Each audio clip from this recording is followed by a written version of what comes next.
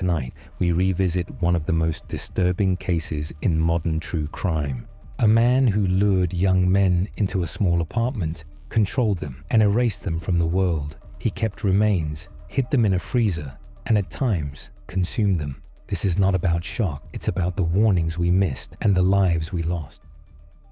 Jeffrey Dahmer grows up in a house that looks normal from the outside. There are dinners, school days, and long car rides. There are also arguments, doors closing too hard, and weeks where everyone is busy or tired or away.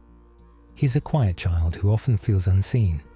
He likes to walk in the woods and find small bones or old jars. He says he is curious about how things work inside. This kind of curiosity is not strange by itself. Many kids love science, but for Jeffrey, the interest is not paired with warmth, rules, or close attention from adults. He learns the habit of being alone. He learns to keep secrets and to shut the door. When a child feels invisible for a long time, the world takes on a different shape. Problems do not look like problems. They look like private puzzles you fix when no one is watching. As he grows into a teenager, Jeffrey drinks. He learns how alcohol can quiet the noise in his head and make people feel easier to control. He tries to hold down routines, school, later work, but the habit of quiet isolation grows stronger. He learns to move through life without questions, without being known. The late 1970s become the first turning point, the first violence. Then there is a long pause, years that look empty on paper, but are not empty at all. On the surface he moves. New places, small jobs, a cheap apartment where neighbors do not ask about your business. Inside, his thinking hardens into a pattern. He wants control. He wants company that never leaves. He wants to create a world in one small room where nothing surprises him and nobody says no. It is a terrible wish. And yet, this wish is left alone to grow. He begins to seek out young men, many of them from communities the city already treats like shadows. Immigrants, black men, Asian men, indigenous men, gay men, poor men, boys who slip in and out of clubs and buses, boys whose families are far away or who are too young to even be called men. When a society refuses to see someone, it also refuses to protect them. This is not just Jeffrey's crime. It is also a map of where the city's gaze does not reach. Neighbors at the building on 25th Street do not live in silence. They hear, they smell, they worry. A woman named Glenda, living close by, becomes the conscience of the hallway. She calls the police again and again. She says something is wrong upstairs. She says the smell is not spoiled meat. She says the sound she hears is fear. Many people who call in with worries are told to stop being dramatic. They are told it is nothing. They are told to mind their business. But fear is a compass. When it points, we should look. Inside apartment 213, Jeffrey continues his private system. He invites people in. He makes drinks. He turns up the music. He tries to hold the world still. He pins it to the table with routine. But outside that door, time moves, and it will eventually move through the lock. There is a night in June 1991. Remember this month, because it marks the biggest missed chance. A boy is seen in the street, confused and hurt and not okay. He is young. A group of women are worried and call the police. 2 officers arrive. Jeffrey tells them a story. It's my friend. It's fine. We had a fight. He has had too much to drink. The story is thin and full of holes. It should not stand. But the officers do not look past it. They walk the boy back upstairs. A neighbor pleads with them. She asks for more questions, more time, just a few steps more. But the officers leave. The door closes. Hours later, A life ends that could have been saved. It is not right to name a victim lightly or to repeat pain for effect. It is right to say that the system failed him and that his community knew it. Why does a moment like that happen? Maybe it is prejudice. Maybe it is fatigue. Maybe it is the lazy idea that what happens in certain apartments with certain people is not worth the paperwork. Maybe it is discomfort with queer lives. Maybe it is all of it at once. Whatever the reason, the effect is the same. An open door that should have been shut forever remains open one more night. A month later, the pattern breaks, not because the system wakes up, but because a man fights. He keeps his mind clear long enough to see that the only way out is to run. He plans a small trick. He asks for the bathroom. He watches for the right second. He bolts out the door and onto the street. He finds the police, and he does not give up. He leads them back to the apartment. He insists. He uses the strength that fear sometimes wakes inside us. And the officers this time look around. They open the fridge. They see the photos. The truth can hide in plain sight for a long time, but not forever. When they take Jeffrey in, the room smells different. Not the smell from the hallway, but the smell of shock, the smell of a lie ending. They begin to ask questions. A story of many years spills out in pieces. He is calm. He answers. He uses short sentences. He talks about control, about fear of being alone, about wanting people to stay. He says it as if he is the only person in the room, the only person who matters. But the real room is larger. It includes families who begin to get phone calls, faces that go pale and then grey as officials say words no parent should hear.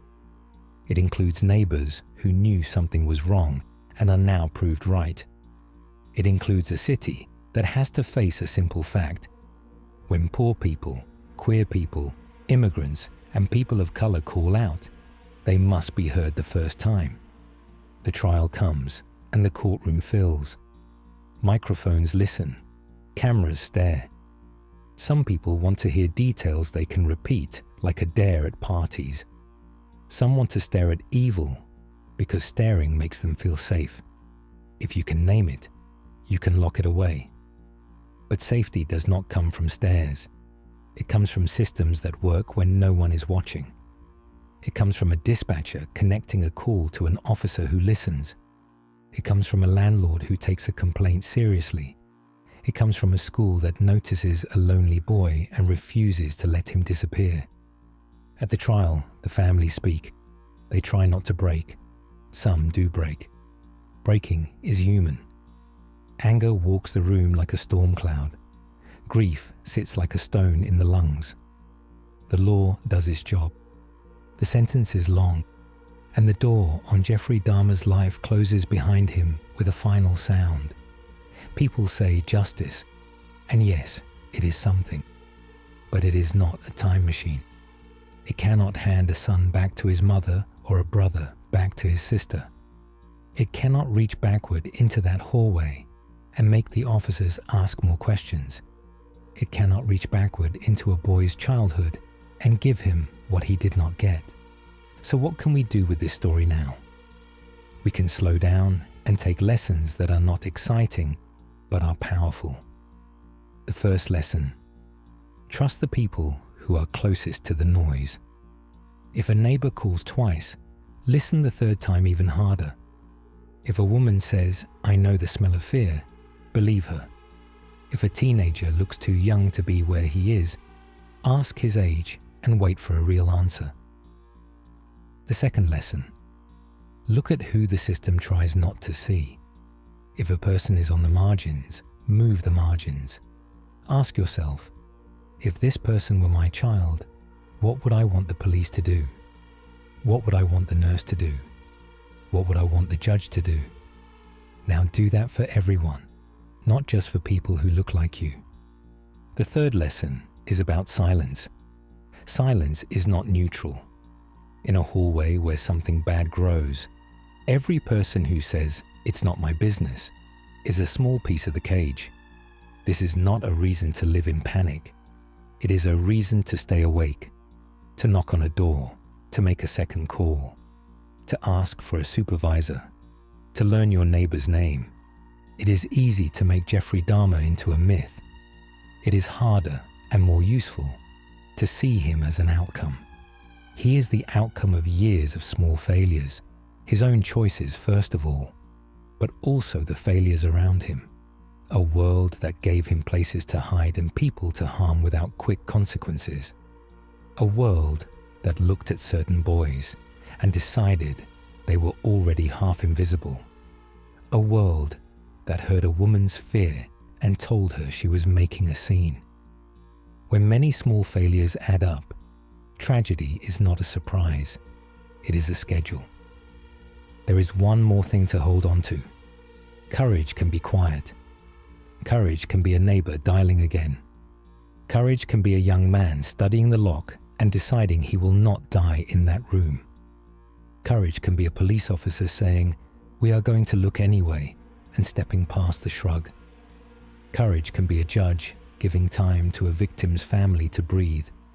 Courage can be a community making new rules for how complaints are handled, and then actually following those rules when the cameras leave.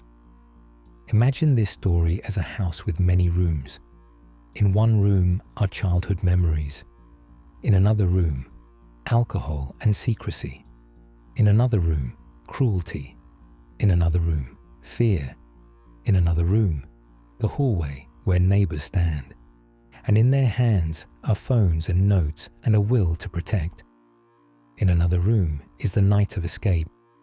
A burst of air, shoes on the stairs, a street light turning someone's face into a clear shape again.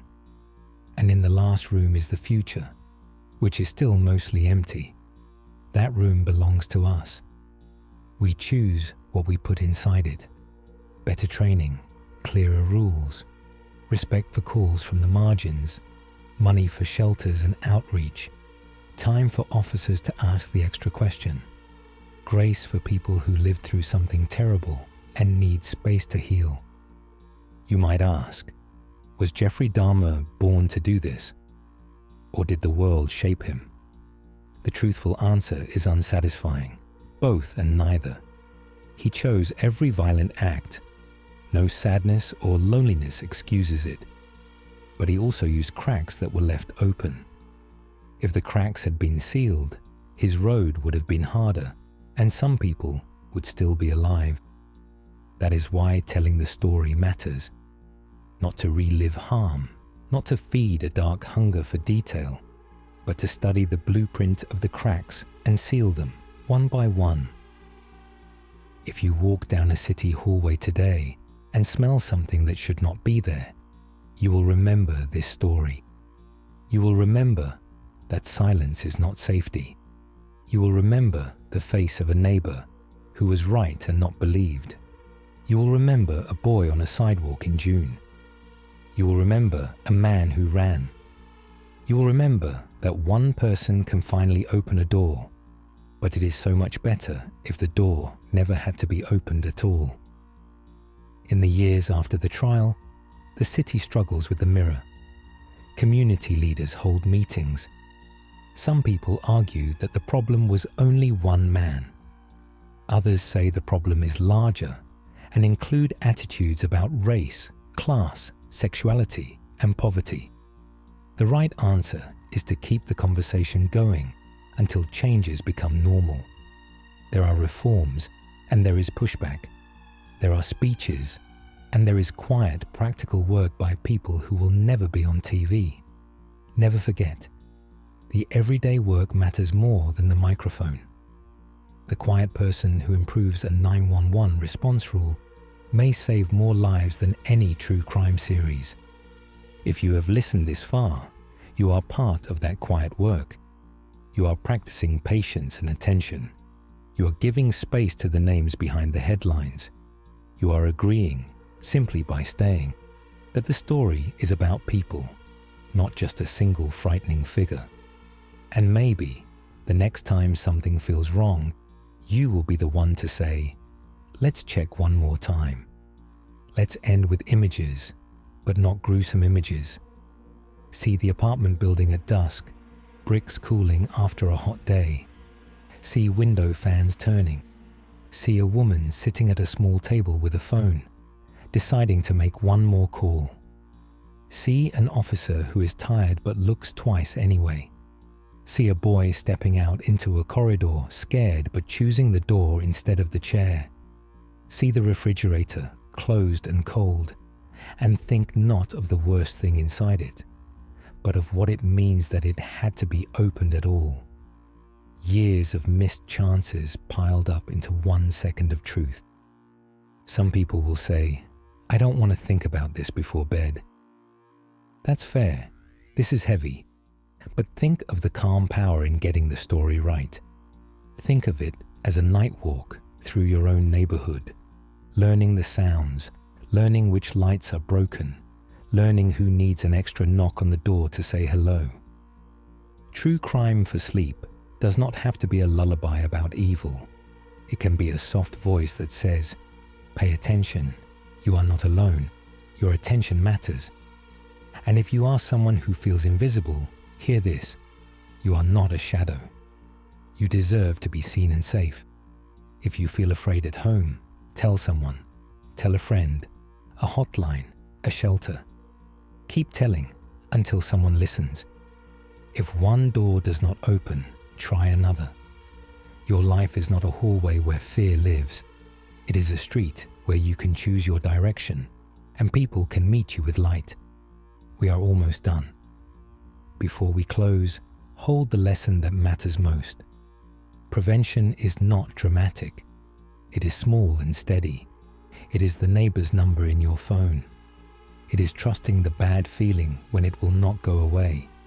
It is training and budget and patience and the choice to treat every call as if it were your own family. It is seeing the person in front of you, especially if others look away. It is learning the names of the people we lost and treating those names like seeds, not stones, because seeds grow change. The case of Jeffrey Dahmer will always live in the culture. It is already a story retold in documentaries and shows and posts. Sometimes it is told in ways that show too much and care too little. You do not have to accept that version. You can choose the version that keeps respect in the room, that keeps the focus on the victims and the community, that turns darkness into a map for better choices. That is the story you and I just shared. So now, if a door in your life needs to close, close it. If a door needs to open, open it. If a call needs to be made, make it. And if a voice near you says, something is wrong, listen as if the whole building depends on it, because it might. CTA. If this calm retelling helped you think more clearly about the case and about how we can protect people before tragedy, please like the video and subscribe. It helps this channel reach more listeners who prefer true crime told with respect and care. I'd love to hear from you. Which moment in this story felt most important to you? The neighbor's calls, the missed chance in June, or the escape that finally ended it? Tell me why in the comments. And if you listen to true crime to wind down, check out the True Crime for Sleep playlist on the channel. Put it on, take a breath, and let the calm voice carry the weight for a while.